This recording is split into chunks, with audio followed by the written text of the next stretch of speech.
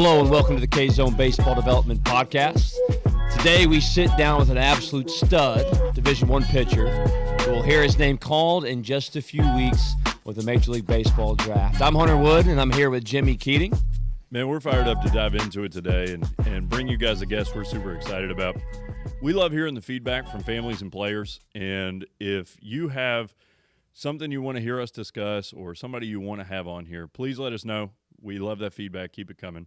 And if you want Hunter and I in your corner and as much information about chasing this journey as you can, man, we are super excited to be building an online community where we can directly help out players and families. If you want us in your corner, feel free to go check out the K-Zone Baseball Development Dugout at kzonebaseballdevelopment.com/dugout. Use the code WORK. We'll take care of that first month for you. And if you don't like it after a month, just cancel it and you're good to go. Let's dive in. All right, today we are joined by the 2024 National Freshman Pitcher of the Year, a two-time first-team All-ACC member, becoming the first pitcher in Clemson history to achieve this honor in his first two seasons, the only Clemson Tiger with 100 or more strikeouts in his first two seasons, and just became the seventh Tiger to ever go over the 300 strikeout mark. A man described by his head coach as a low maintenance and a master of his craft. We're excited to learn from Aidan Knaak today. How are you, my friend? Doing good. How are you guys? Doing well, not doing as well as you are sitting there in Florida, but excited to hear what we got today. All right, so pleasure having you on, Aidan. So in this current version of college baseball, freshmen at all levels are seeing the field at a historically low rate. So how did you roll into one of the most competitive environments there at Clemson and become the guy in just 1 year? Yeah, so I would say it started from, my journey in high school, just setting that goal of, wanting to start as a freshman, wanting to, be in the rotation as a freshman. So I've always had my mind set on that starting in high school and kind of worked backwards from there and really broke it down on what I needed to do to be able to be in that position once I get to college. So it just all started from working backwards and just preparing on what I needed to work on before I got there, as far as like pitching and commanding the zone, having multiple pitches, but really being able to handle that environment, it came down to just experience. So once I had a few starts, it's a lot different environment than your typical high school game, but just after a few starts, just getting used to the bigger stage and the bigger environment of Division I college baseball. Man, to do what you did in the ACC fresh off of high school graduation, that was insane. So seeing your last couple of years of development, it's no shock that you're where you're at, and that we're super excited to hear who you're going to get picked by here in a few weeks, because I mean, you're talking about big high school games this time of year right now, and that's awesome, and there's maybe 2,500 people there.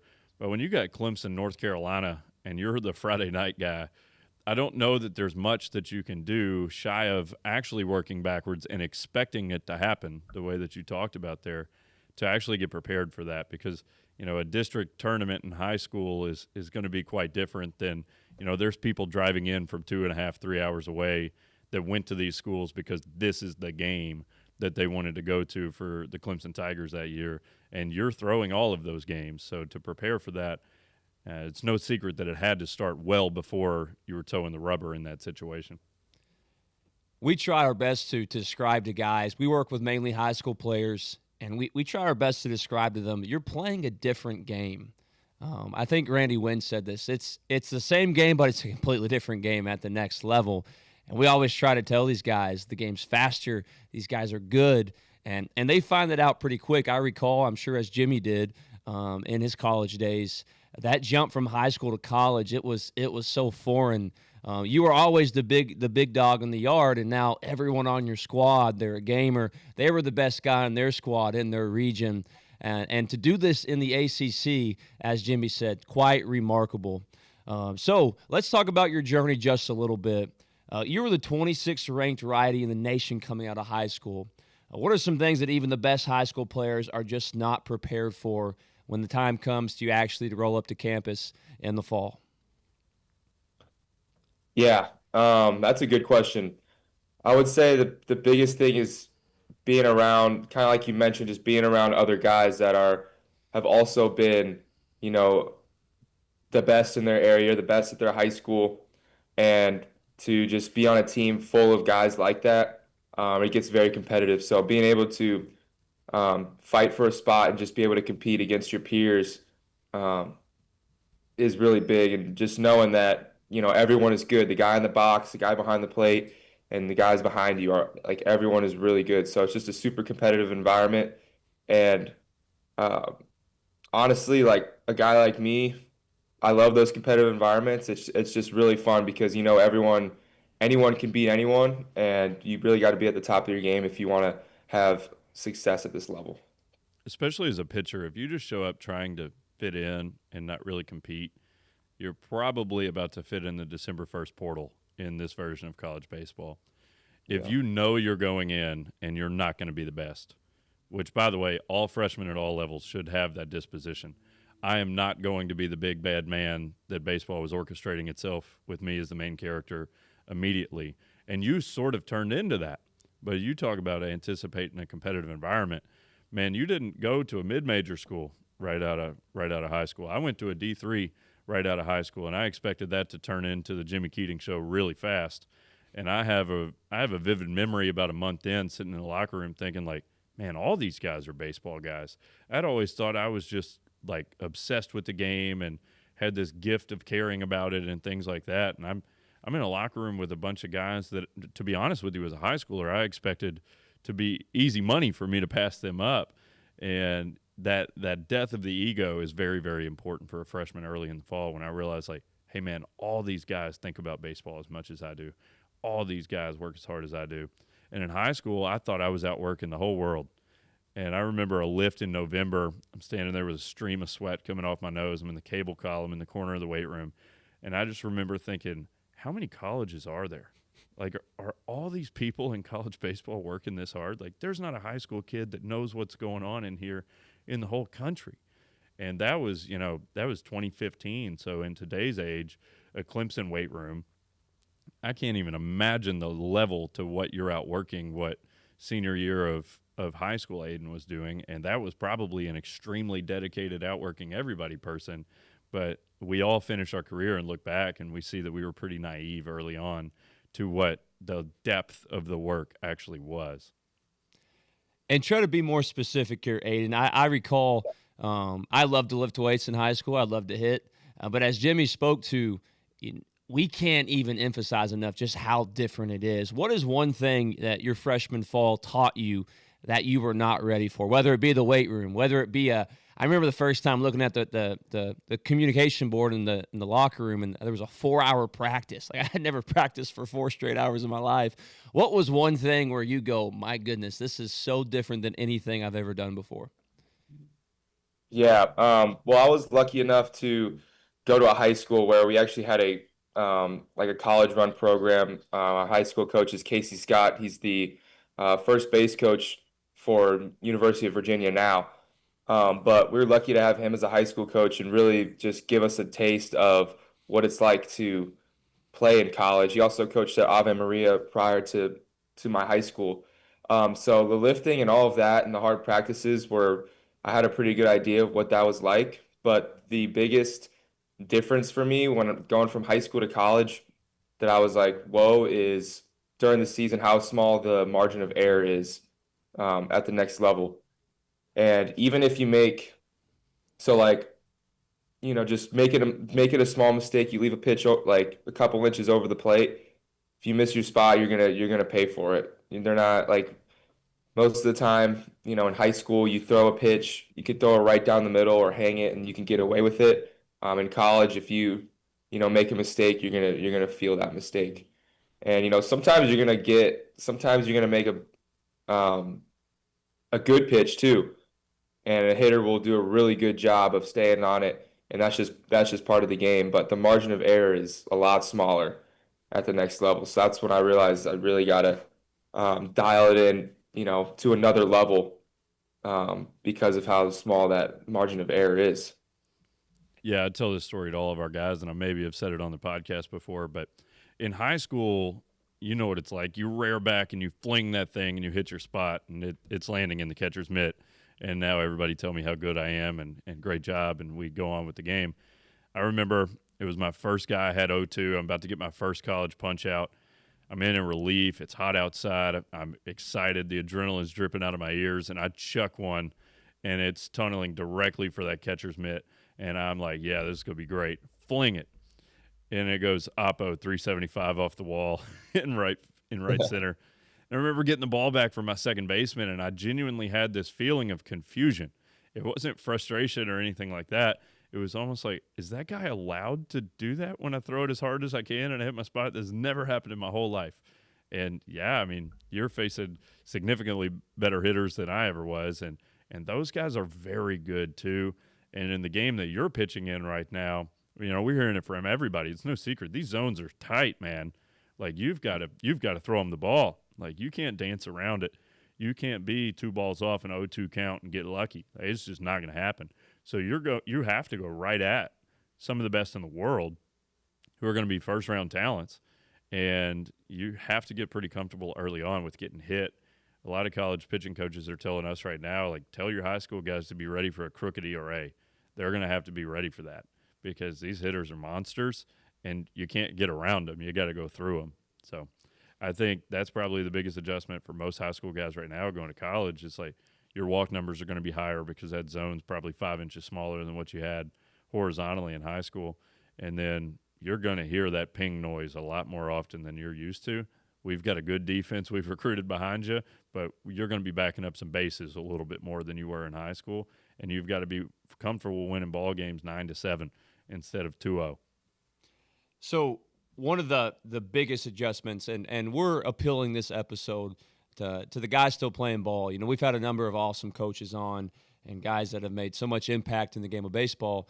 But you're just a few weeks removed from the college game, and you're a few weeks away from possibly signing with the MLB organization. So I want you to talk about the jump between the high school workload and the college workload. So you're the Friday night guy at an ACC school. Many people would envy that position. What does a week look like for you? We always giggle, you know, when the high school guy wakes up at noon during the summer and rolls out of bed and eats Chipotle as his first meal at 2 p.m. and hits for 32 minutes, and that's work, you know. And you said you had a pretty awesome experience in high school. I'm going to say that's a rarity amongst certainly where we're at. Right, there's a few programs really killing it and doing it well, but the majority of programs guys are coming from, and they're going to be jumping to the next level. You know, it's a 2-hour practice with an in and out.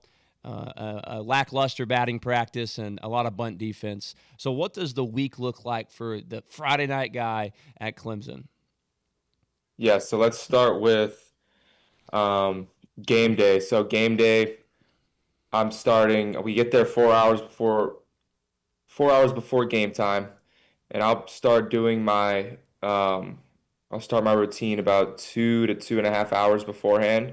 And we're doing starting off with foam rolling, some stretching, and then I'll go into scouting. Just kind of review all the scouting for the week on the hitters that I'm facing that day. Just kind of go over the plan, and then we'll go into just grab a little meal, and then head to just get a little dynamic warm up in, and then just start my full routine on field.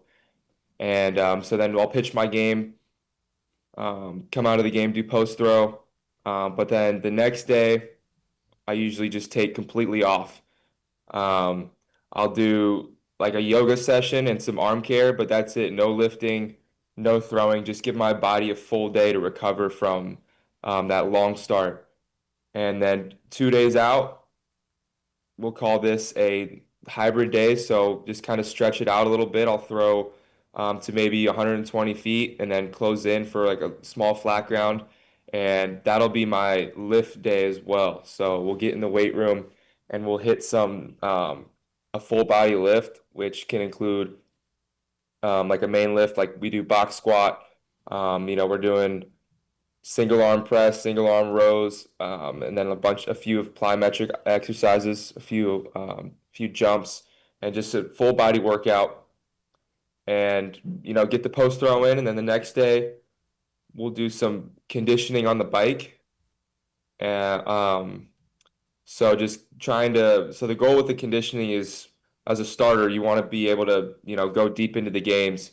So we're just consistently pushing the heart rate, using the heart rate monitors to a higher level every week without, fatiguing the body. So we usually about a 20-minute bike session, bike intervals. So we'll go like 20 seconds on and then 40 seconds off, to like 20-second sprints. And then I'll go light throwing that day. So maybe 60 feet because I just threw a little bit further the day before. And then on the day after, on Tuesday, we'll do a bullpen. And that'll only be like 15, 20 pitches. Just trying to get ready for the week. And previously I've done scouting, so we kind of know beforehand how we're trying to attack these hitters. So in that bullpen, I'm working on what I'm going to do for the upcoming Friday, and just working on just a few things, just trying to make sure all the movement is right. I'm not trying to overthrow it or overdo it in any way, but just trying to stay feeling good. And then we'll get another lift in, so that'll be like a split squat or reverse lunge as the main lift. And then, go through the post throw. That'll be daily, the post throw, and then the mobility after all of that as well. And then like throughout the week, we're gonna have our team practice. So we're gonna be doing PFPs, team drills, and all of that mixed in there. It just depends on the day. It varies throughout the day. Then we might have like a midweek thrown in there as well. And then the day after the bullpen will just be a light day. Just play catch to 60 feet, and then so that'll be Wednesday, and then we'll do a plyometric day, more just trying to be more explosive and just moving really fast, just getting quick off the ground, doing some plyometric jumps, and then we'll move to the day before the start, and that day we'll start off with, it'll be light catch, but a little bit higher intensity than the day before, because I'm going to throw some off the mound, maybe get like a little short box in, just get a good feel off the mound before start day the next day, and then we'll move into some sprints to keep the body moving quick the day before the start. So, and then then you got Friday is game day, and yeah, that's the whole week of a starter. Man, I love it. The specificity of everything you're saying. You weren't thinking about what your routine was. Like you gave us like, this will be the primary lift this day. That level of detail is required for success in the game. And I think everything I've ever heard said about you and watching you play over the last 3 years shows that you're actually a guy that is wired to do this thing for a long time. Like, I think you're going to play baseball for a long time, because the preparation and loving the process is quite required for success in the game. And for many of the high school players that we work with, if I asked them what they were going to do for the week, it's basically going to be whatever coach says. And I know you get a lot more freedom as a starter in college. That was my experience as well. So you're talking about a midweek day. Like, Knaak is going to go do what Knaak needs to do to be ready for Friday, and then hang out with the guys in the dugout. So college definitely provides a little bit more freedom there. Aidan, were you a two-way in high school? Yes, I was. Okay. I played middle infield and third. Okay, so were you still lifting in season, though, knowing that you were trying to be a rotation guy at the Division I level right out of high school? Yes, I was. It was a similar routine. We did the same, two lifts a week. So like two main lifts a week, and then we'll have like a sprint day, and then a conditioning day as well. So yeah, very similar to what we do at Clemson. Yeah. So if you want to be a guy in college baseball and you're in high school, you should probably do more of what the college guys do. And you just heard what he does. So if you're a high school pitcher listening to this and you just went the whole spring and you lifted twice in the season, not in the week, and you sprinted when you thought you could beat out that ball in the 6-hole, and that was it, you're not actually trying to be a guy in college baseball. We actually polled yesterday. We had a pretty heavy training block, both Jimmy and I, yesterday. And we asked a few guys. So we're seeing guys. Jimi's seeing guys right now for the first time in maybe 2 months. They just played their high school season. And guys are walking in. They look skinny. Like they were jacked up and they had their best back squats going into the season. They look skinny. So we started asking guys yesterday, how many intense, sweat dripping workouts did you have in season? And I think the highest number we had was 3 in a 2.5 month baseball season. So the reason we're kind of leading you into talking about, your weekly preparation is because the high school guys need to understand this. And it is permitted to lift in season. It's permitted to be explosive in season. Actually, it's required. I always ask them, what do you think Mike Trout does? He plays 162 games a year. And you mentioned all that. One thing you did not mention was you're also obtaining a college degree as you're doing all this. And your head coach is not going to be in class with you. He's not going to be in physics. He's not going to be in college level algebra. That is on you. So there's such a maturity jump that must come for this to happen. And you spoke about it a little bit. You're very much a part of a team at the college level. You do have things prescribed to you, but as the Friday night guy, and I can say as a former 3 or 4 hole hitter my senior year in college, you're also on your own in a lot of ways. So you have to do things that work for you. You have to figure out a process that works for you. I ended up catching like 92% of innings my senior year, and we struggled to win ball games. There wasn't too many other options, but no one told me I had to get there 3 hours before team stretch to get the hot code treatment and to get the compressions on my legs. That was just something you have to do to take care of yourself. And I got a little bit of experience in professional baseball, and that's how it is entirely. So say your dream stops at college, that for a lot of guys it does. But if you want to play professional baseball, you have to be a professional. And what you just described there was a professional before professional baseball. You're just taking care of your business. They can't watch over you. They can't monitor your every move. That's what we do in high school. And that's, as Jimi said, that's why you only do what your coach tells you in high school. You need to be a professional. You need to be a mature baseball player as quick as possible. So you're a Friday night guy, and you're staring down the barrel of some of the best hitters in college baseball, 60 foot 6 inches. So what is actually your mindset? What are you focused on when a potential first-round draft pick has a bat 60 foot 6 inches away? Yeah, so we kind of know who the guy is in the lineup before the game.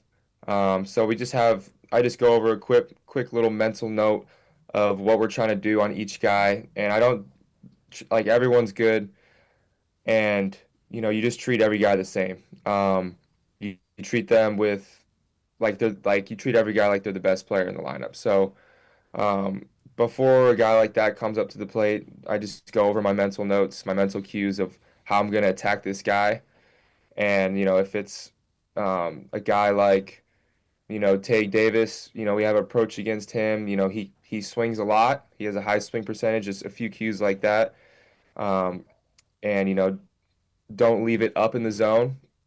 So, like I said, the margin of error on these guys in college is very small. But when you face a guy like, Tay Davis or any of these top round picks, the margin of error is even smaller. So you just got to know that you got to stay away from certain locations, and you got to make sure you're staying in certain zones, and just be a little bit more selective on what pitches you're throwing. Like some guys, you're going to stay away from spin, or some guys you're going to stay away from heaters. It just depends on the guy, but just before I face a guy like that, I'm just going over the mental notes and the scouting report of how I'm going to attack him. One thing that comes to mind when I think about you and everything I've ever seen on you is you are so in tune with your delivery. Like I see that you're a big water bag guy. You're always feeling what you're going like down the mound. How much easier does accuracy actually get when you know the way your delivery feels and you're saying, okay, I got to be in this quadrant.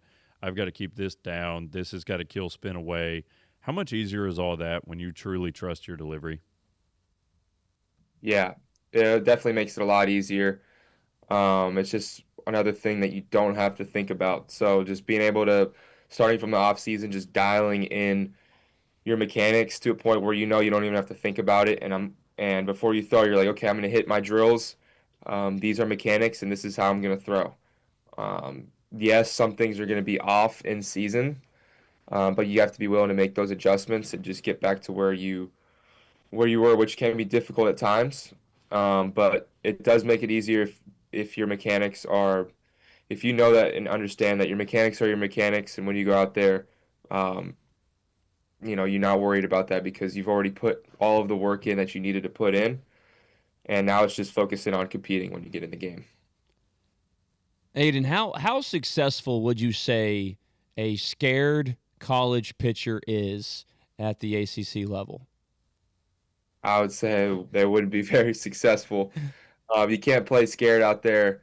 You got to understand, you're at that level, and you're right there with them too. So at the same time, like they have every reason to be scared facing you. That's how you got to think about it. And anyone can beat anyone, like I said. So just because you're not ranked as high as the guy you're facing in the box, anyone can beat anyone. This is a game of adjustments. If you fail 70% of the time as a hitter, you're going to be a Hall of Famer. So they're not hitting every single ball 110 miles an hour over left field wall. So just knowing anyone can beat anyone if you execute. One of the main things I teach to our high school pitchers is to disrespect the barrel. And that mindset has to shift a little bit if you're going to pitch in the ACC.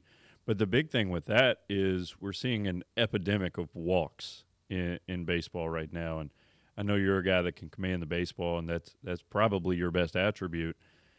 Disrespect the barrel that I teach to our guys is mainly about you. It's about not thinking about the hitter as much. And I love something you said there. You've got all the information. Yes, you're knowledgeable on this guy and he swings more or he'll chase this.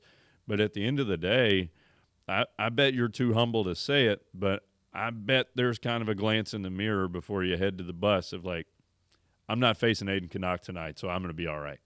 And I think our next question is going to lead right into that. But you have to believe that you're better than the guy in the box. And if you don't believe that, you're going to fail. And Jimmy spoke right to it. I was going to add my 2 cents on top of this. The best pitchers, I was a catcher, the best pitchers I caught, the best pitchers I've ever worked with, there was a switch, and it would flip when they crossed that white line. And truly, if they didn't have the best stuff in the world, they thought they did. And they were afraid of no-hitters. One of my good friends, Randy Wynn, he made 2 appearances for the Cincinnati Reds, complete polar opposite stories. You're an all-ACC arm. You're the guy as a freshman. He was an NAIA guy that played indie ball for a long time, that was really old when he got to professional baseball. But he had that exact same mindset. He feared no one. And if the best hitter was in the box in the world, he was going to sit down quickly, and that was his mindset. So we're trying to. Me and Jimmy often talk. Well, we train guys for 9 months, and then we see, during their high school season or during their summer season, let's see if it works out. Like, he's looked really good here, he's looked not so great there. Let's see. And it always comes back to this. We'll see him in an outing, or we'll see him, at 4 at-bats in a game, and we'll come back and we'll go, he just doesn't have that dog. How do you train that dog is sometimes what we're trying to chase. That is absolutely essential to having success in this game. And once again, you seem like a very humble guy, and we're both Christians ourselves. But that dog has to come out in between those lines, or like you said, you can't pitch scared, you can't hit scared. So leading into this next question here, as a young pitcher that was crafted in the world of modern technology, you've been described as a scientist or a technician on the mound. But we've also seen some competitive fire out of you this season. So how do you know the balance between data and technology and that old school Nolan Ryan approach? Yeah, so, growing up and even in high school, like I didn't have any technology. I might have thrown a couple bullpens here and there on some TrackMan, but you just gotta, at the end of the day, you gotta know yourself. When I'm playing catch, I know what my, pitches look like coming out of my hand when they're moving right, and I know what they look like when they're not moving right. So just being able to have self-awareness, being your own coach, to understand where you are when you're at your best, and not just relying on um, what others see, but just truly knowing yourself. At the end of the day, you got to be your own coach in this game. So, yeah, for all the young high school pitchers out there that are, worried about the data, and, the data is great. Like, don't get me wrong, it's helped me a lot since I've been in college, and just seeing and working on new pitches, seeing where my stuff is at when it's good, and just using those numbers objectively. But you got to know yourself, because when you're on the mound, you're not going to have all of this data to look at. There's not going to be an iPad next to the pitching mound. You got to know, okay, what did I feel on that pitch? How can I make an adjustment? Do I need to adjust my sights? So the best players in the game can adjust pitch to pitch, and just be able to adjust quickly. So in order to do that, you got to know yourself as a pitcher and as a baseball player. You're the only person that's going to see every pitch you've thrown in your life. That is a foundational thing that I've really been trying to get across to our young guys is, Hunter was talking about it. Some of our best arms are further away. I know you know what I'm talking about there. Like it's hard for them to get to the facility in season, and especially in high school like you did. Many of your best pitchers are also headed out to shortstop once they throw their game. So they may be playing 5 baseball games in the week, and we're talking about how they need to lift and all this stuff. So some of our best arms we may not be able to see in season. We're communicating back and forth, reflections on outings and all those things. But at the end of the day, they've kind of got to take what we just worked on for the whole year and go out there and apply it. And some of our guys come back, and I'm like, man, that's not it. Like, you're very far from the delivery we were just working on. And I think that's where your dedication to the feel side of this, we could get all technical with what we're talking about. I'm sure you could meet me right there with everything we're talking about from a proprioceptive standpoint. But when you know your delivery and you know your process, you don't drift from who you are.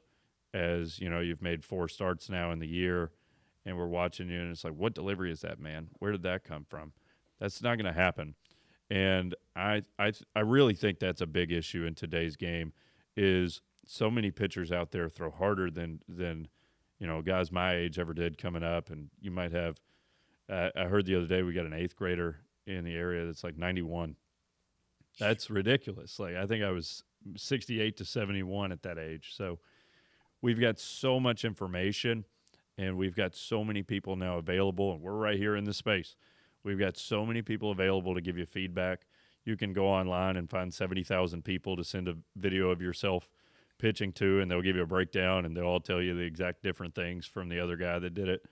There's just so much information out there. There's so many Instagram and TikTok coaches that can rewire your entire arsenal in 5 minutes. But at the end of the day, man, the times I think about in my career where I was the most dialed in, I could have closed my eyes right after the ball came off my hand, and I could tell you if it was a ball or a strike just based on what it felt, because I was that focused on reps and catch play. I was that focused on how that thing was spinning or killing spin or fingers finishing through a fastball in my bullpens, and all those things I think have turned into, I threw the ball, I threw it really hard, what does the iPad say?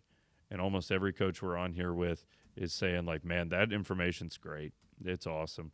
We can really use it to do some cool things. But I just need some guys that can pitch. And I think for a high school guy, guys that can pitch has, for the most part, turned into guys that can throw really, really hard and spin the breaker. And you need to understand, when coaches are saying guys that can pitch, they mean putting the ball where you want to, making that thing that's bend to an end point where you wanted it, and get hitters out. And I think you are a tremendous example of that, because you've got enough velo to go and get them. Like, you can go beyond the barrel, but you're not flashing 102s and all those things. You are a guy that can really actually pitch. It's fun to watch you do your thing. I'm excited to see where we get to watch you do it next. Aidan, we have a recruiting service, and that's one of the things we offer. And we try to do a really good job of telling families the truth. We try to do, of course, a good job of opening opportunities. we try to tell players the truth. We try to tell them, we want to prioritize these things, and of course, some don't listen to us. But I would say if you committed to Clemson, there was probably a few other options on the table coming out of high school. And you don't have to give us details or anything like that if you don't want to. But tell us why it was Coach Bakich. Tell us why it was Clemson. And I think I'm speaking more to our high school guys, because sometimes when we open these doors, they'll get 4 or 5 contacts in a few hours, and then they'll have these 4 or 5 schools. And they sometimes struggle with making a decision. We've seen some guys in just the last year paralyzed for like 2 weeks, like, I don't know what to do, right? What was it about Coach Bakich? What was it like about Clemson that you go, this is home for me now?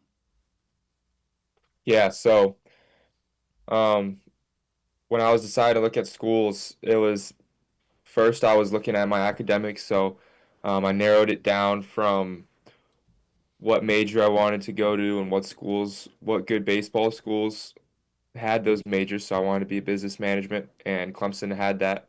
So that was one of the schools that I was looking into. And then once I met the coaching staff, Coach Bakich, and Jimmy Bellinger and the whole staff, I just noticed like they just care a lot more about, their program. And one of the biggest things that Eric Bakich really preaches is the idea of, having close relationships and close connections with your guys. And it's almost like a family.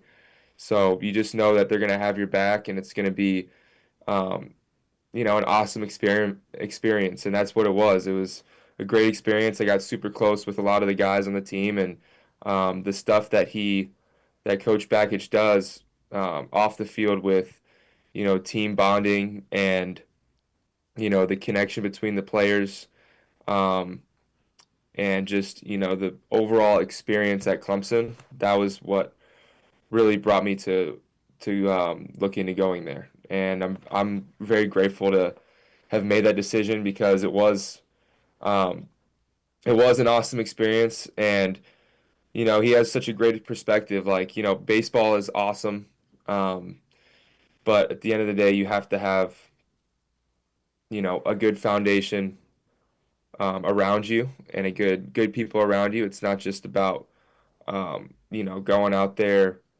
and just playing ball. There's a lot of other factors that go into that, like the community you're in at Clemson, the school, and just the staff and how much they care. So it really felt like a family at Clemson, and I really got that idea of it being a family at Clemson when I was getting recruited by Coach Bakich. So that was what really got me to go there. And Jimmy Bellinger is a great pitching coach, great philosophy that he teaches.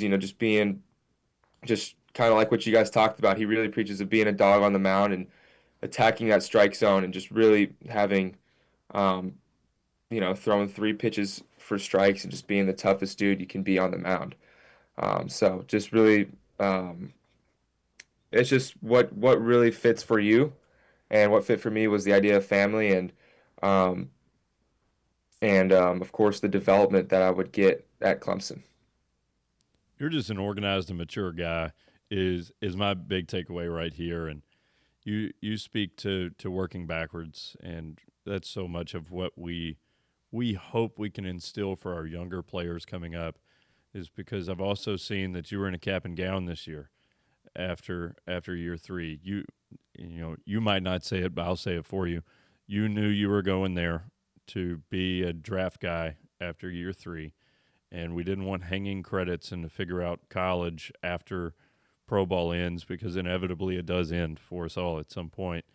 You seem to be a guy that knows that, and that had an actual plan of not just as a player, and you started with what major you wanted to go into. Again, props to that as well. You need to be in front of kids anytime you can, and share this, by the way. We see college baseball as travel ball far too often. And some of these travel ball programs in the NCAA can cost you $80,000 a year, and you don't play, and then you're in the portal, and you've got $72,000 of student loans and a really sick hoodie. That's not it. So we encourage guys to think about, who are you going to be as a man? Business management, and I know you're already You're one of the best communicating players I've ever interacted with. And we had no prior relationship. I just reached out and was like, hey, man, can you help out our guys? And it didn't work out when you guys were in Louisville, but I want to give you props for even being down for it. Aidan was set up to meet with 4 or 5 of my best arms in the team hotel when they were in town to play U of L. And scheduling changes with some weather threw that off, and we weren't able to pull it off. But this is just parents, if you're listening. This is the type of man we are hoping that your son is going to be at 21 years old, because Hunter and I right here don't feel like we're talking to a player. It feels like we're talking to a guy who's more where we're at, and the conversation is a lot more organized and mature than what we see from most high school guys who maybe are struggling to text back a top 15 JUCO in the country because, they said they were busy on Thursday. That's just not going to work. So you started with what major? You knew you needed to graduate in 3 years, so you organized the credits. You likely finished high school with a bunch of credits working to knock out your early prereqs so that you could get into the business classes quicker. So now you're a college graduate with an opportunity to graduate debt-free and go play professional baseball, and that is as good as it gets through 3 years of college. So that's why we wanted to have you on, man, because you are an example of if you get it right, what does it look like? And that's where you currently sit. Your next steps, man, we'll be praying for you for sure. I know you're doing everything to prepare for the draft combine and all that coming up. But if you keep working from this thing backwards with who do I want to be when it's over, I think the journey takes care of itself. Aidan, I heard you talk about Coach Bakich there. I have always thought this, and I'm going to start saying this a lot more. You'll find out if there's a good coach. Don't talk with someone that maybe didn't play. Talk with one of the guys, okay? So you've been one of the guys there for Clemson. Talk with one of the guys and ask them to tell us about their coach. And what you'll find, a good coach, their best players will fight for them. Their best players would literally take a bullet for their head coach. I had a teammate in summer ball. He was a Vanderbilt guy. And to hear him talk about how much he respected Coach Corbin at Vanderbilt, you just go, oh my goodness, like this, that must be an exceptional coach. So it was just really cool to hear you talk about the respect you have for him. And I think about that. My college coach is the same way now. It took me a little bit longer because the first few years, you always think you're getting done wrong, but talk to the best player on the squad and ask them to tell you about their coach, and you'll find out a lot about that coach and that program. So I think this is really cool, too. I want to highlight this while we still have you. You were a co-captain, if not 1, maybe 2 years. One thing the high school guy I know does not think about very often is what it means to be a leader on the field, in the dugout. I'm just going to be honest, and I try to be as honest as possible. My senior year in high school, it was the Hunter Woods show. That's what it was. We were good as a high school team, but it was the Hunter Woods show. And I thought about myself. Sure, I wanted to win. Those things were true. But in college, you're the young guy. You're the sophomore. You're kind of gaining some footing. And then boom, junior, senior season, it comes time for you to be a leader.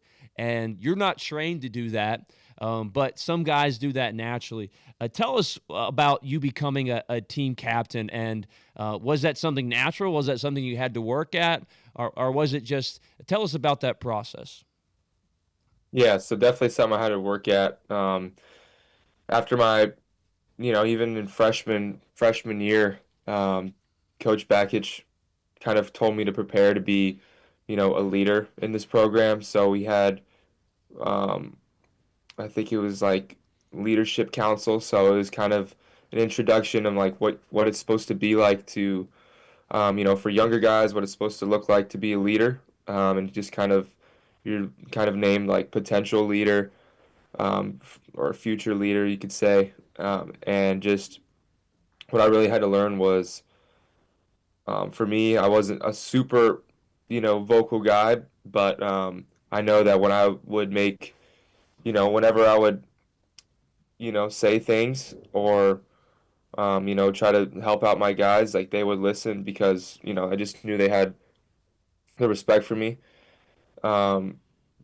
based on, how much work I've put in and, my performance. So just being able to help out my teammates as best as I can, was definitely a learning curve and just learning how to do that. And for me, I understood over the past 3 years that I'm a more, one-on-one intimate guy. So I just really took it to another level of just being close, just being super close with my teammates and just helping them, whether it's, with pitching or with mindset, of them going in the game, a younger guy, just keeping him, keeping him going and keeping him to, stay ready to get in the game and just being a good leader and good example for those guys. So just one-on-one, having close relationships with those guys, and just hanging out with them off the field, talking to them a lot at practice, and just, really creating those close relationships with my teammates was really how I led as a leader at Clemson. The relationships are huge, man. So we'll finish it off with this one. If you could give one piece of advice to a family of a middle school or early high school age ball player, what would it be? You said late middle school or early middle school? Let's say 7th through sophomore year. 7th through sophomore year. So that's kind of the age you're transitioning to the big field. I would say that for me, that was the time I really started to take baseball serious. And I would say never stop having fun. But at that age, it's the time to start putting the work in and really start dialing in your preparation. Before that age, you're having fun. You're still learning the game. You're just playing. You're playing a ton of games. You're having your practices. But from that age, that's the time where you go off. After practice, you hit BP by yourself. You work on some things and just really take note and learn yourself as a player. For me, it was, just hitting in the cage. I start lifting. All of the things that you do off the field by yourself is what you're going to start doing at that age. So I would say take it serious. You don't want to take it too seriously, but it's more of that's the time you put the work in off the field. That's the time you start looking at your skills on what you need to work on and work on those things off of the field. But at the same time, never stop having fun. You play this game to have fun. So the biggest piece of advice is, you're going to have your travel ball and there's going to be scouts. Everyone's going to be worried about getting committed. Everyone's going to be worried about the next level on what's next and getting seen in front of these coaches. But at the end of the day, never stop having fun. Aidan, it's been a pleasure to have you on. I hope this has given so much insight to the high school player. That's who we deal mostly with. We appreciate your time, and best of luck and best wishes for you as you move forward. So until next time, this is the K-Zone Baseball Development Podcast. Remember, Christ is King, baseball is just a game, and work works. Awesome. Thank you guys for having me. Thank you, brother. Thank you, brother. Good luck, man. Thank you. You too. Have a good one.